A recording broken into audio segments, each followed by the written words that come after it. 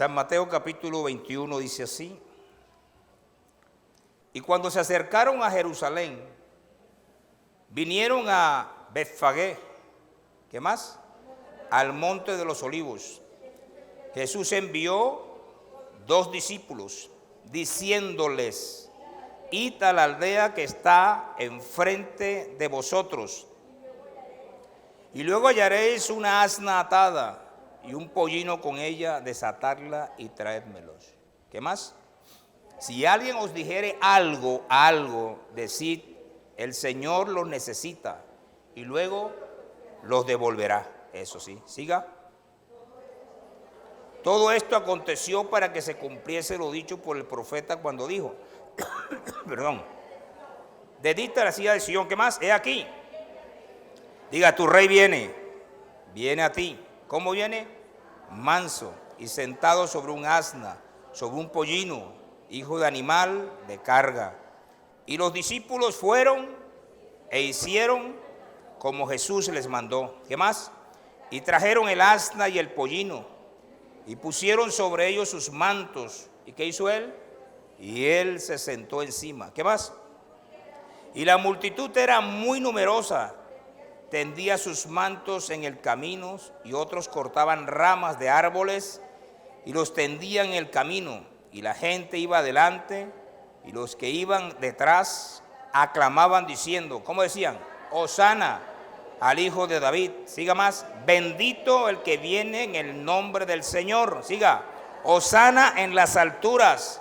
Y cuando entró él en Jerusalén, ¿qué pasó? Toda la ciudad se conmovió, diciendo, ¿quién es este? Y la gente decía, este es Jesús, el profeta de Nazaret de Galilea. Como decíamos, es una historia. Cuando Dios quiere que hacerle énfasis a algo, se toma la tarea de que se repita. Es como cuando usted ve el libro de Reyes y después de Crónicas. Lo que él quería que se le hiciera énfasis, se le hizo énfasis entonces en Crónicas. Se habló en Reyes y después en Crónicas se amplió. Así también pasa con los sinópticos, además del Evangelio según San Juan, que no forma parte de los sinópticos. Y esta historia está en los 4 evangelios, de ahí la importancia que reviste. Y cada uno de ellos podemos tomarla, primero de consumo, todos juntos, o podemos también separarlo como el caso del día de hoy, que lo vamos a hacer. Jesús venía de una cena, él fue invitado a una cena. En esa cena, por supuesto, encontramos que fue ungido sus pies, y como aparece en San Juan capítulo 12, versículo 3. Pero ahora vamos a hablar nosotros de lo que se hizo evidente, escuche, lo que se hizo evidente en Jesús en esta historia. Yo creo que es como el resumen del ministerio de él en esta historia. Pareciera que la historia condensara la mayoría de cosas que Jesús hizo en su ministerio y evidenció también su carácter. ¿Qué evidenció? Primero, en esta historia de Jesús, nos vemos que él evidencia su omnisciencia. ¿Cómo es? Su omnisciencia. Dice, cuando se acercaron a Jerusalén, vinieron a Betfagé, el monte de los olivos, dice la escritura que acabamos de leer, el versículo número 1, y envió, ¿qué? 2 de sus discípulos, y luego, ¿qué les dijo? Que hallaréis un asna atada y un pollino con ella, desatarla y traérmelo. A ver, aquí no dice la historia que él fue allá a hablar con el dueño de la asna. Aquí no dice la historia de que él convino con la familia, que después enviaría a un discípulo o a 2 discípulos para que la tuvieran preparada y para que la llevaran. No, aquí no dice eso, ¿cierto que no? Aquí lo que está evidenciando es que el Señor Jesús conocía con precisión el lugar donde estaba, ¿qué? El asna, y donde estaba el pollino. Conocía con precisión dónde realmente podían ellos encontrarlo. Sabía que esa asna no se iba a ir. Sabía que ese pollino iba a quedar ahí. Y que iba a esperar a que los discípulos de Jesús fueran por ellos. Eso forma parte, eso evidencia el Señor Jesús su omnisciencia. Que conoce más allá, que sabe más allá, que es sobrenatural. ¿Estamos aquí? y describió con precisión el lugar. Dijo, allá es, vayan allá. A mí me hubiera gustado que el texto hubiera hablado del lugar, porque lo cierto es que estamos en un lugar bastante interesante. Está el Monte de los Olivos, está Betfagé, está Betania y está Jerusalén. O sea, cuando uno ve el Evangelio sinóptico encuentra esos cuatro. Y el único que no tiene nombre es la aldea para completar. Para completar, ya la aldea que está al frente. Ni siquiera dio el nombre de la aldea, pero es allá. O sea, no es realmente en Betfagé, en el centro. No es tampoco en Betania, en el centro. No es en Jerusalén, en el centro. No es en el Monte de los Olivos, que es más arriba, sino que la aldea que está allá. Allá ustedes van y con seguridad lo van a encontrar. Gracias a Dios por esos discípulos obedientes. Aunque no es el tema de la enseñanza, aquí encontramos que muchas veces hay personas que quieren servirle a Jesús, pero no les gusta la obediencia. Jesús dice una cosa y hacemos otras cosas distintas. Aquí no. Aquí está diciendo, y eso es como un paréntesis, para el discipulado, para aquellos que están siendo discipulados y para aquellos que están discipulando, ¿cierto? Y miramos que entonces ellos hicieron como el Señor les había revelado. ¿Y qué encontraron? Encontraron el asna, ¿cómo es? Encontraron el pollino, ¿qué hicieron? Y lo trajeron. Eso forma parte de la omnisciencia del Señor Jesús. Yo recuerdo una vez cuando tiene que ver con la omnisciencia, yo no sé por qué amanecí, desde ayer vengo con unos temas ahí raros en la cabeza y Dios devolviéndome cosas y recordándome cosas, yo no sé por qué. Y entonces Dios me trajo a la memoria algo sobre la omnisciencia de Dios, sobre la preocupación de Dios, sobre la atención de Dios sobre sus hijos. Y yo recuerdo entonces que en esa inquietud, eso fue anoche, yo no tenía eso en la enseñanza, fue anoche, que estaba yo repasando y Dios me trajo a la memoria esto. Porque hay muchas personas que no obstante creer en Jesús, todavía parece que estuvieran viviendo un mundo como sin Jesús. No, Él conoce todo. Yo viví una época que no era suya. De pronto la hermana Palmira, no sé quién más, no sé quién, la hermana Palmira, de pronto sí. Ah, la hermana de Carvajalito también, de pronto, ahí hace así como que no. Claro, tiene 15, listo, tiene 15. No la voy a tocar a ella, la voy a dejar quietecita. Pero yo viví una época que no vivió usted. Yo viví una época que para conseguir una línea telefónica, ¿cuántos tienen celular en este momento? A usted lo encuentran en todo lugar. Lo encuentran en todo. Pero yo viví una época que no era así. Yo viví una época donde la centralización de la comunicación en el país estaba en Telecom. Y ahí se hacían dos cosas. Las cabinas para llamar a larga distancia, porque no todo el mundo tenía teléfono. Entonces estaban las cabinas y estaban también los telegramas. Y entonces uno para que le salieran barato, mañana viajo, espéreme. Sí, porque era muy caro. Entonces estaban los telegramas, le voy a recordar la historia, para decirle que este tiempo es mejor que aquel tiempo, para decirle que la tecnología hoy ha avanzado mucho. Y gracias a Dios porque ha avanzado, porque dijo Dios a través del profeta Daniel, que la ciencia aumentaría. Estamos, es bueno recordar estas cosas, por eso es bueno leer la Biblia, ¿cierto que sí? Bueno, les cuento entonces, para conseguir una línea telefónica era un problema. ¿Sabe cuánto le vendían a uno una línea telefónica? Hasta 1, 2 y 3 millones de pesos. Había un monopolio con esas líneas. No todo el mundo tenía teléfono en su casa, en la época mía, no. Imagínense cuando uno le quitaban esa línea o que de pronto, vea, pegaba un aguacero y se acababa la línea. Hasta eso era lo mejor. No solamente la dificultad para conseguirla, lo costoso que era, sino que también con un solo aguacerito no había línea. En todo el sector no había línea. Y uno para trabajar requería, sobre todo la profesión que yo he tenido, requería de la comunicación. ¿Y qué problema? Y entonces había que ir a Telecom, había que hablar en Telecom y poner en conocimiento que mira que no tengo. Entonces le decían, no, es que toda la red se cayó en ese barrio. Fuera, frito. ¿Estamos aquí? ¿Aló? ¿Está sintonizado usted? Para decirle que hay un Dios omnisciente y que habla en este tiempo. Y entonces yo oraba, Señor, ¿qué vamos a hacer? Estamos aislados, tal cosa, lo otro. ¿Y sabes qué? Una madrugada yo tengo una visión y veo cómo se me abre, cómo Dios me muestra el sitio, cómo Dios me muestra el lugar donde estaba la dificultad, que un cable estaba suelto y que ese era el problema de la interrupción por el cual no tenía comunicación. Bien temprano bajé, desenchufé entonces el teléfono y efectivamente era un cable. ¿Sabe quién lo reveló? El Dios grande y poderoso de los cielos. ¿Me estás escuchando? Dios es omnisciente. ¿Me está escuchando? Dos, te voy a reforzar. Yo no sé por qué amanecí desde ayer a esta parte con esto. Y luego Dios me trajo a la memoria algo de la omnisciencia de Dios. Y cómo Dios revela en este tiempo también. Y quiero decirte que de igual manera estaba yo también orando. A mí me gusta orar. A mí me gusta orar. Estaba yo orando, ¿cierto? Y de pronto veo que el cielo se abre. Y que desciende un águila. Viene descendiendo el águila, viene descendiendo el águila, viene descendiendo el águila. Una águila inmensa, inmensa. Y escuché una voz que dijo: este pueblo de labio me honra, pero su corazón está lejos de mí. Y entonces yo dije, este texto es un texto cuando Dios habló sobre el pueblo de Israel. ¿Qué tiene que ver Israel con esto? Le preguntaba a Dios, ¿qué tiene que ver Israel con esto? ¿Qué tiene que ver Israel en este tiempo? ¿Aún todavía sigue Israel en estas condiciones después del cautiverio del holocausto judío? ¿Aún sigue así, Señor? Y me quedé callado. En la mañana la gran noticia, que Estados Unidos había invadido a Irak. ¿Me está escuchando?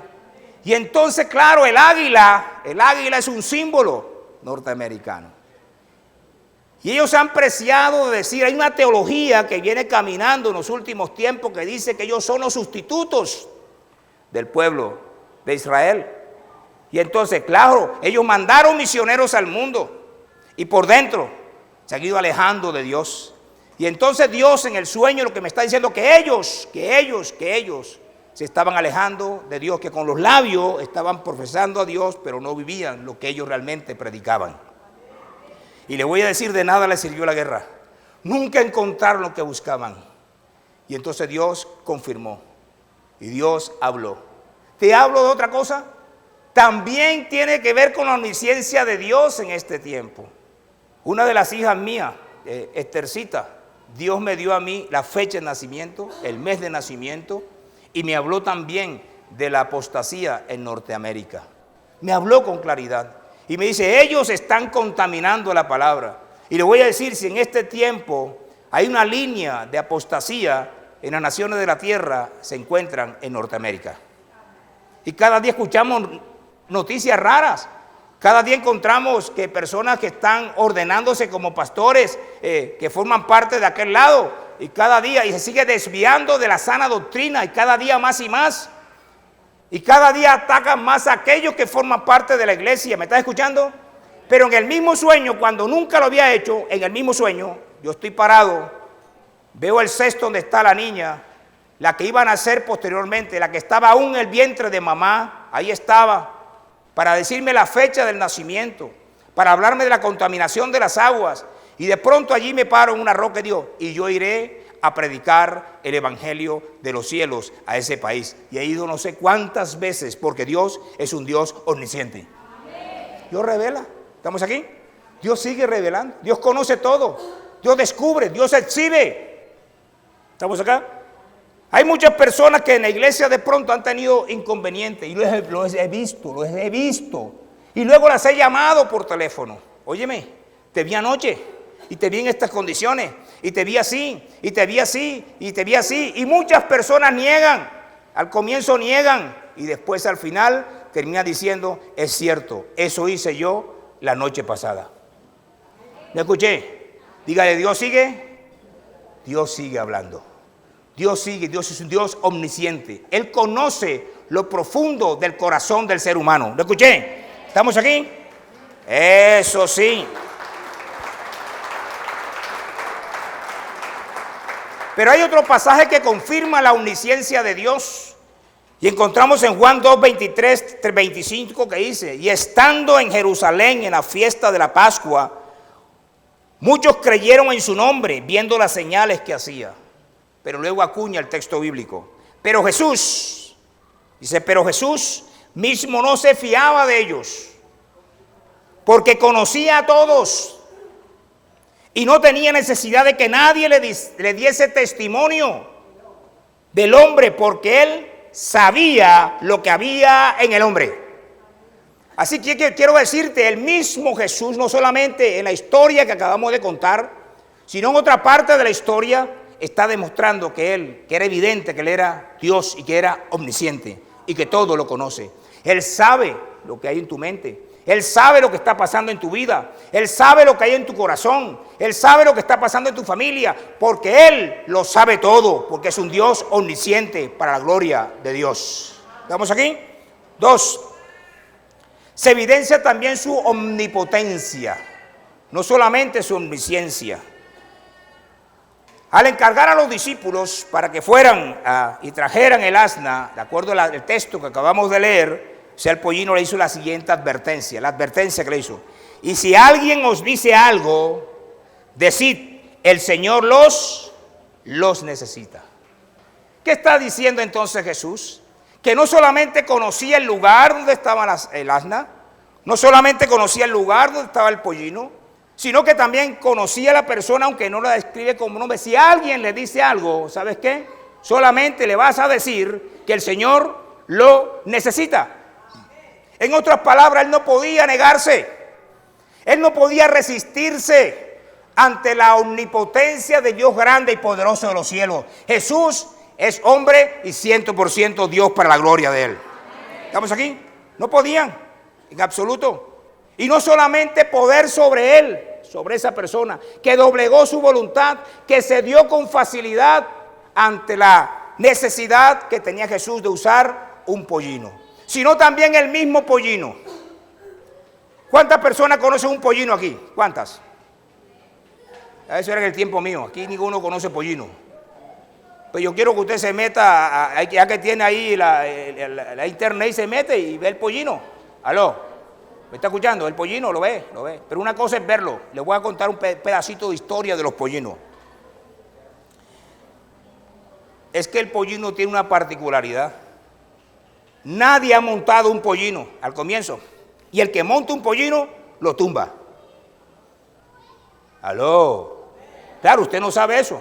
Usted no pasó por eso. Usted puede montar el asna, la que está domada, la que está ya acostumbrada a llevar carga, a llevar pasajeros, pero el pollino no. El pollino tiene un problema y está riendo la hermana Di Carvajalino. ¿Cuántas personas no se cayeron por intentar montarse un pollino? Por lo menos yo me caí muchas veces. Mira, tú nomás te acercas al pollino, intentas hacer algo y te manda enseguida la patada. ¿Aló? ¿Me estás escuchando? Ese es el pollino. El pollino no está domado todavía. El pollino no está entrenado para llevar carga. Sin embargo, llevaron el asna, que sí estaba entrenada para llevar carga, y Jesús no se monta sobre el asna, sino que se monta sobre el pollino indomable. Y el pollino le obedeció.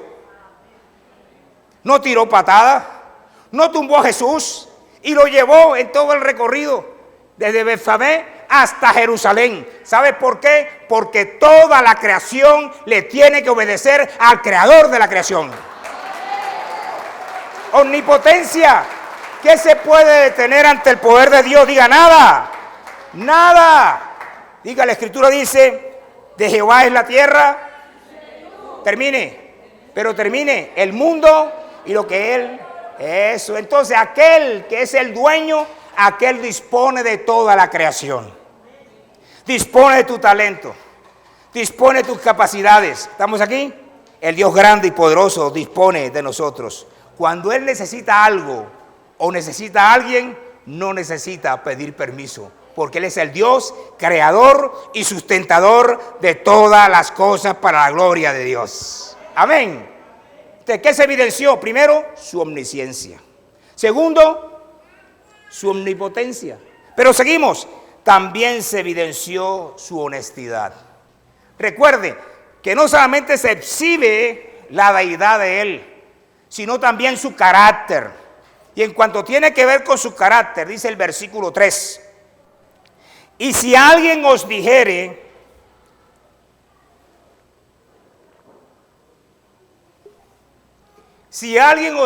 algo, decid, ¿qué tenía que decirle? El Señor lo necesita y luego los enviará. En Marcos dice, lo devolverá. ¿Quién lo necesita? El Señor. Entonces aquí encontramos nosotros un ejemplo de honestidad. Primero usa el pollino que no le pertenece. En otras palabras, pollino prestado. Doblega la voluntad del dueño y se lo lleva. Pero al mismo tiempo Jesús asume el compromiso de devolverlo. ¿Me escuché? Porque era honesto. Aunque era el dueño de todas las cosas, sabía que el pollino y la asna estaban bajo la tutela y administración de una familia. Y no quería pasar por encima los principios bíblicos. Por eso entonces, ¿qué hace él? Le dice, tranquilo, aunque soy el dueño de todo, quiero parafrasear, sin embargo soy consciente que tú eres mayordomo del asna y eres mayordomo del pollino, por lo tanto yo te lo voy a devolver. La historia de Jesús está rodeada de préstamos. Vamos a ver aquí un recorrido. Nació en un establo prestado. ¿Sí se acuerdan? ¿O acaso el establo era de él? Dice que no había lugar en el mesón. ¿Y le tocó qué? Un establo. Fue, diga conmigo, prestado. Navegó en una barca. Termine. Entró a Jerusalén con un pollino. Eso sí. Celebró la Pascua en un aposento. Si estamos acá. Para decirte entonces que Jesús es un ejemplo de aquel que prestó muchas cosas. Diga, hay esperanza. Además de eso, para completar, también el sepulcro fue prestado. ¿Cuántos deudores hay aquí en esta mañana? Ahora nadie debe. Nadie debe. ¿Sí o no? Hombre, usted tiene un consuelo con Jesús.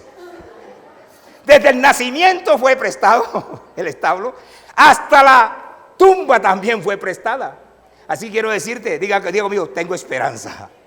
Tengo esperanza que Dios me va a sacar en lo que estoy. Hay esperanza para los deudores morosos. Pero también hay esperanza de tener un ejemplo de honestidad. Con el pasaje que acabamos de leer, Jesús no se queda con el pollino. Así quiero decirte, de pronto tú has prestado. Por ahí tengo 4 libros que se me han perdido en la iglesia. Quiero aprovechar la oportunidad. Que ni siquiera los presté. Es que no los presté. Y no sé por qué. Imagínense si no los presté y se quedaron con ellos. Quiero decirte lo siguiente. Aquí hay un ejemplo en cuanto se pueden prestar cosas. Claro que se pueden prestar. Claro que sí podemos pedir empréstitos. Pero a su vez también tenemos que ser responsables y pagar las deudas y devolver lo que no nos pertenece. ¿No sabe que hay personas por ahí que no les gusta prestar libros ya? Porque lo prestan y hasta luego. ¿Sí o no? Ya no quieren soltarlo por eso. Te quiero decirte, Jesús es un ejemplo de que se puede prestar, pero también es un ejemplo de honestidad, que el que presta debe devolver, que el que tiene deuda las debe pagar. Por eso debemos pagar nuestras deudas y devolverlo prestado. Un ejemplo de honestidad, su carácter, no solamente omnisciente, no solamente omnipresente, no solamente todopoderoso, sino también honesto. Y es un modelo para nosotros. Es un ejemplo para nosotros hoy. Y no sea como aquel chiste que le echaba yo a ustedes, que tenía un compañero de estudio cuando estaba en la universidad, que decía lo siguiente: las deudas viejas no se pagan y las nuevas se dejan envejecer. No, es la honestidad. ¿Estamos aquí? Aleluya. Seguimos. También es un ejemplo, evidencia su humildad. O sea, no solamente su omnisciencia, no solamente su omnipotencia, no solamente su honestidad, sino también su humildad. Dice así el versículo 7. Y trajeron el asna. Siga. Y el pollino. Está en el 3 todavía, no ha llegado el arrebatamiento. Y pusieron sobre ellos su manto y él se sentó por encima. La pregunta que queremos hacernos en esta mañana es la siguiente. ¿Por qué Jesús escogió ir en un pollino y entrar montado a Jerusalén? ¿Por qué? Te voy a dar 3 propósitos. El primero, cumplir la profecía que aparece en Zacarías. Zacarías capítulo 9, versículo 9 dice así. Quiero reseñar los pedazos. Alégrate mucho, hija de Sión. Da voces de júbilo, hija de Jerusalén. He aquí tu rey vendrá a ti, justo y salvador. Y luego dice, humilde. ¿No escuché? Y cabalgando sobre un asno, sobre un pollino, hijo de asna. Entonces encontramos que Jesús no escogió una cosa, no escogió otra, sino que escogió ¿qué? Un pollino. Y la razón, dice ahí la escritura, para evidenciar su humildad. ¿Sí vio la palabra? ¿Qué? Humildad. Esa es la razón. Hay un cumplimiento profético, pero también hay un segundo propósito. ¿Cuál es? La humildad. Por eso escogió el pollino. Espere que le abro un poquito más adelante. Los asnos, tanto en el tiempo de ayer como en el tiempo de hoy, son animales lentos en el movimiento. ¿No escuché? Y se usaba mucho en Palestina para el servicio de las personas más pobres, para transportarla. Eran animales de carga. Y luego nos damos cuenta que así dice el texto bíblico. Inclusive es tan lento el asno que la mayoría de las veces la gente tiene que usar un garabato. ¿Cómo es? Espero que Dios no use un garabato contigo. El garabato es un palito, no, un palote. Es un palo así largo que tiene curvo en la punta. Es curvo. Y entonces le afilan la parte de la punta, se la afilan un poquito. Se la afilan. Entonces cuando el hombre se monta sobre el asno, ¿sabe qué hace? Para que pueda avanzar, hablarte de la lentitud del asno, para poder avanzar, entonces cogen el garabato y se lo ponen aquí. El gancho se lo meten aquí. Y cuando el garabato lo jalan ahí, entonces el burro avanza más rápido. ¿Sabes qué? Estimulando para que sea más rápido, porque su naturaleza es un animal lento. ¿No escuché? Ahí entonces encontramos que Jesús eso fue lo que escogió. Y su humildad también se caracteriza porque Jesús tuvo la necesidad de un pollino. En eso se evidencia ¿la qué? La humildad. Aquel que era dueño de todo, aquel que era el creador de todo, y sin embargo, humildemente usó de un pollino. ¿Estamos aquí? Vamos. El tercer propósito es que nuestro Señor Jesucristo también quiso demostrar que era un hombre de paz. Espérese. El uso de los caballos en los tiempos de Jesús, estaban reservados para los nobles. De ahí su humildad. Y estaba reservado para los guerreros. Así que no entra como guerrero, no entra como noble, sino entra como ¿qué? Como hombre pacífico. En los tiempos que no había guerra en el contexto bíblico, la gente se montaba en asno porque no era tiempo de guerra. ¿Me está escuchando? Y entonces cuando Jesús entra a Jerusalén en un asno, está no solamente diciendo soy humilde, sino que también soy un hombre de paz, un hombre manso para la gloria de Dios. Dice Mateo lo siguiente, 21:4. Todo esto aconteció para que se cumpliese lo dicho por el profeta cuando dijo, decita a la hija de Sión, parafraseando él la historia, la profecía bíblica. Decita a la hija de Sión, he aquí tu rey. ¿Cómo viene? Viene a ti manso. Aló, no menso, ¿cómo es? Manso. Y sentado sobre un asna, sobre un pollino, hijo animal de carga. En Proverbios 21:31, para hacer la confrontación entre los dos, dice, el caballo se alista para el día de la batalla. ¿Ven el contraste? Hay un contraste. Jesús entonces no escoge un caballo, no escoge un camello, que escoge un asno. Aló, porque ahí demostraba que era un hombre de paz. En Isaías dice lo siguiente, porque un niño nos ha nacido, hijo nos es dado, y el principado sobre su hombro, y se llamará a su nombre admirable, consejero, Dios fuerte, Padre eterno y príncipe de paz. Era una de las características del carácter de Jesús. ¿Un hombre qué? De paz. De ahí porque Jesús más adelante dijo, mi paz. El príncipe de la paz tiene varias connotaciones. Primero, Él es la fuente de la paz. Él es el principio de la paz. Él es el comienzo de la paz. Por eso Él es un hombre de paz, cumpliendo la profecía de Isaías para la gloria de Dios. ¿Estamos aquí? Así que encontramos a Jesús también que evidenció su humildad. Ahora, ¿qué de nosotros hoy? Es bueno recordar lo siguiente. En cuanto tiene que ver con nosotros, dice así, Mateo 11:29. Llevad mi yugo sobre vosotros y aprended de mí, que soy manso y humilde de corazón, y hallaréis descanso para vuestras almas. Aleluya, hay esperanza, ¿cierto que sí? Hay esperanza. No solamente fue humilde, no solamente fue manso, no solamente fue un hombre de paz, sino que dejó la paz y también dijo, yo le puedo dar humildad y puedo hacer manso a aquel que es cabrestero como el pollino. El pollino le obedeció.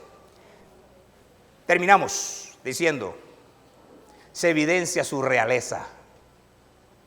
Ahí parece que se condensó todo lo de Jesús, su carácter y su ministerio. Dice así el versículo 8. Y la multitud, que era muy numerosa, ¿qué más? Tendía sus mantos en el camino, y otros cortaban ramas de los árboles, ¿qué más?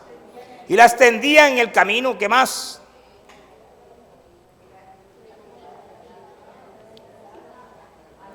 Aclamaba diciendo, ¿qué decía la gente? Hosana al Hijo de David. Bendito el que viene en el nombre del Señor.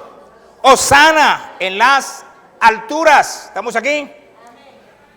No salieron a recibirle las autoridades civiles. Es bueno analizarlo. Pilato no salió. El gobernador de Jerusalén no salió. De toda Judea no salió a recibir a Jesús. Tampoco salió el tetrarca Herodes. No salió a recibir a Jesús. Tampoco salieron los centuriones. No salieron a recibir a Jesús.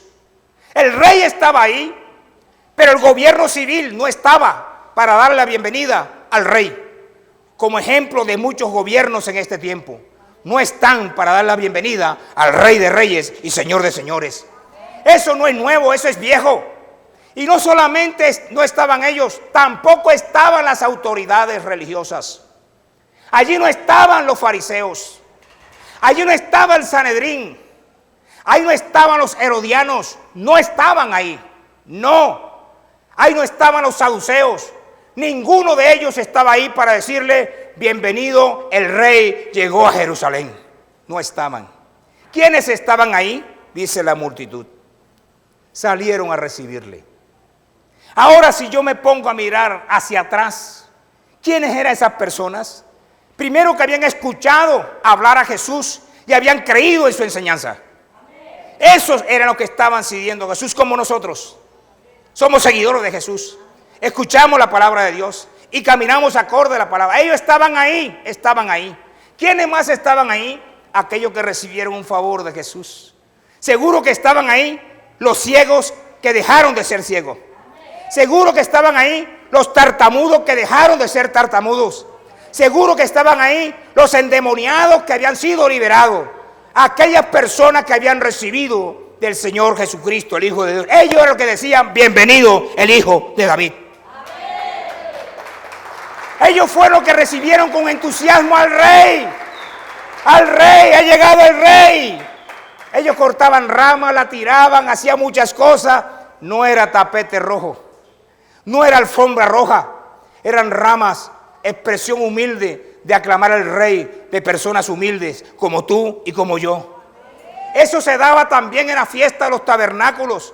Eso se daba también en otras fiestas. Se tiraban las ramas, las palmas y demás. ¿Sabes qué? Esa gente estaba gozosa. Esa gente era libre. Esa gente estaba proclamando la victoria del Rey de Reyes y Señor de Señores. Y la gente iba adelante y decía, Hosana, Hijo de David. Reconociendo su realeza. Nunca lo reconoció Herodes. Nunca lo reconoció el gobernante Pilato. Nunca lo reconocieron los fariseos, los saduceos. Pero ellos, para aquellas personas que creen en el Señor, Él era el Hijo de David. Hosana. Están proclamando su grandeza, su realeza. Él venía, era descendiente de David y Él venía a libertar al pueblo de Israel. Había una esperanza en esta gente. Hay esperanza en nosotros que un día Jesús vendrá por su iglesia, irá por su iglesia, llevará su iglesia y volverá con su iglesia a establecer el reino milenial. ¿Me escuché? ¿Me escuché?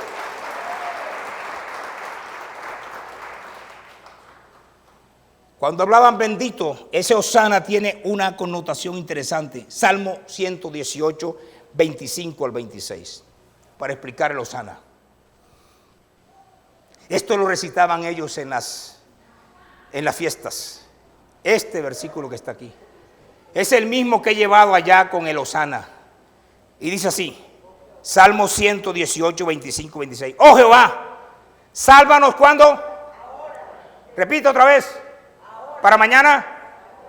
¿Otra vez? ¿Otra vez?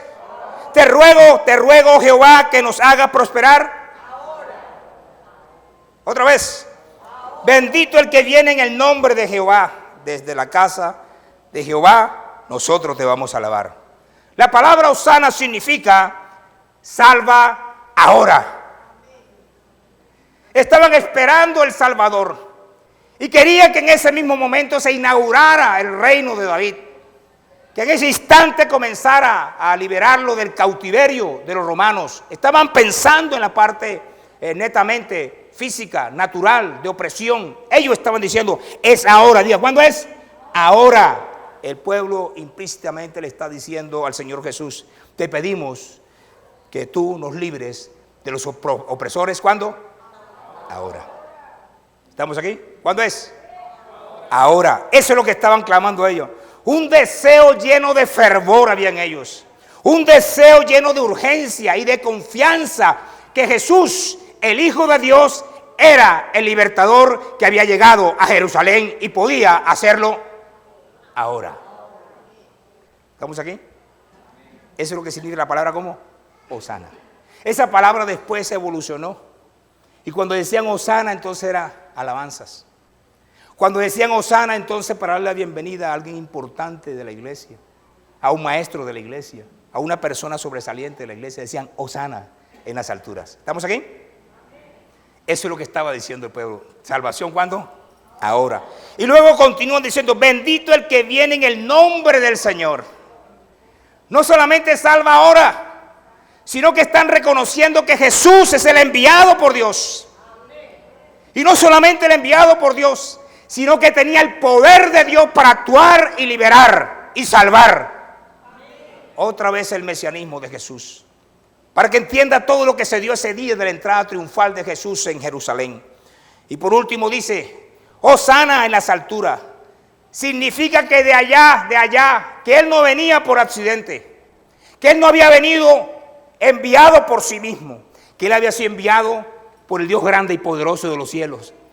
Y que el reino de los cielos está arriba y desciende. Y que el rey estaba presente. En el nombre de Jesús. De los cielos viene la salvación. Usted forma parte de la salvación porque fue idea de Dios, plan de Dios. Y hoy formamos parte del reino de los cielos porque el plan de Dios se está cumpliendo en nuestras vidas para la gloria del Dios grande y poderoso de los cielos. Hosana en las alturas. Bendito el que viene en el nombre del Señor. ¿Qué hemos hablado? En esta historia se evidencia en Jesús su omnisciencia, su omnipotencia, su humildad, y por último, su realeza. Se condensa la historia. Pero terminamos diciendo lo siguiente. Versículo 10 y versículo 11. ¿Cómo termina la historia de acuerdo a Mateo? Porque la añadidura la tiene Marcos, yo no voy a tocar a Marcos. ¿Qué dice aquí? Dice, y cuando entró él en Jerusalén, todo eso pasó en el camino. Todo eso pasó desde Betfagé hasta llegar a Jerusalén. Toda esa aclamación del rey pasó en ese transcurso. ¿Me está escuchando? Y dice, Y cuando entró en Jerusalén, toda la ciudad se conmovió. Ve que la historia comienza a cambiar. ¿Qué más dice? Diciendo, ¿quién es este? Y la gente decía, este Jesús, el profeta de Nazaret de Galilea. Para aquellos era el rey, para aquellos era el enviado de Dios, para la multitud, pero para la gente que estaba en la comodidad de Jerusalén, era un profeta más. Para estos clamaron a Dios, bendijeron a Dios, alabaron a Dios. Para esto simplemente dijeron, es un profeta de Dios. ¿Lo escuché? Y cuando dice conmoverse, solamente perturbarse, solamente inquietarse. Aquí no hubo alabanza, aquí no hubo en Jerusalén aplausos, aquí no hubo en Jerusalén bienvenida, sino solamente una expresión de ternura, que es el significado de la palabra conmoverse. Tampoco lo reconocieron como Salvador. Mire lo frío que se comportó Jerusalén respecto a la multitud. No lo reconocieron como rey, tampoco lo reconocieron como el Salvador del mundo. Eso pasó en Jerusalén. ¿Me está escuchando? Totalmente distinto, pero nosotros somos los que nos identificamos con la multitud. Nosotros somos aquellos que formamos parte de la gran muchedumbre, como dice en Apocalipsis. ¿Me está escuchando?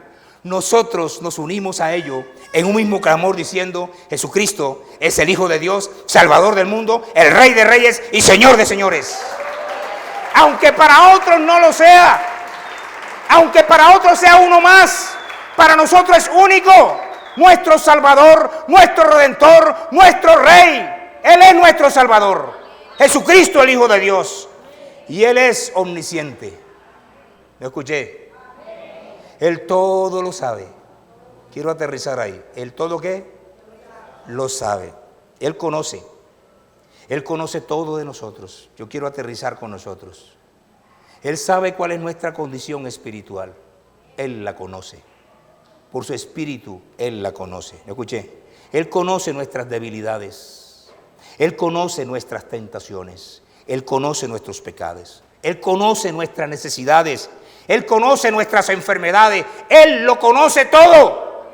Él sabe el estado nuestro. Él conoce el resultado y también el estado de la iglesia. Ese es nuestro Dios.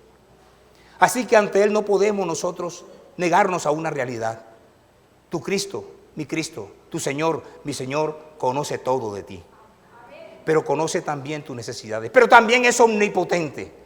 No solamente conoce, sino que tiene poder. Todo lo puede. Él puede suplir todas nuestras necesidades. ¿Cuántos lo creen que en el nombre de Jesús se pueden suplir las necesidades? Él puede sanar al enfermo. Él puede liberar al endemoniado. Él puede dar una provisión que necesitamos. Él es el que todo lo puede y no hay pensamiento que se esconda de Él.